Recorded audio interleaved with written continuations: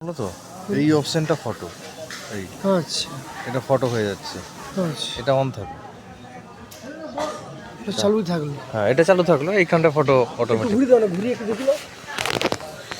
আমরা মায়ের মন্দিরে এসেছি আজকে, গুরুজি আসেন। যাই হোক, রাতের বেলা এসে এখন বাজে রাত 8:04। হ্যাঁ, যদি দেখতে পারেন রাত 8:04 বাজে এসছি এখানটায়। মায়ের মন্দিরটা দেখতে পারবেন রাতের বেলা। এখানটায় তন্ত্র সাধনা যজ্ঞ সব কিছু হচ্ছে। এই যে সাইডে যজ্ঞ হচ্ছে,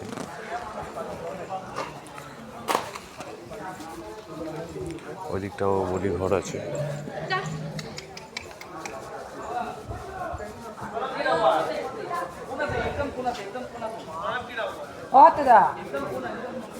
গুরুজির দাঁড়িয়েছে, আমি ছিলাম।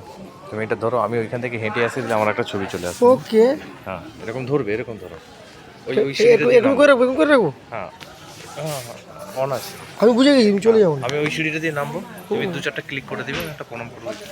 ঠিক আছে।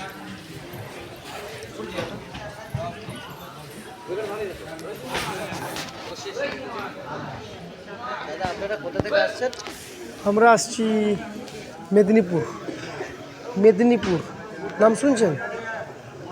পশ্চিম মেদিনীপুর। হ্যাঁ, গোপীগঞ্জ চেনেন? হ্যাঁ, গোপীগঞ্জ তো আমাদের ঘর থেকে অনেক দূর।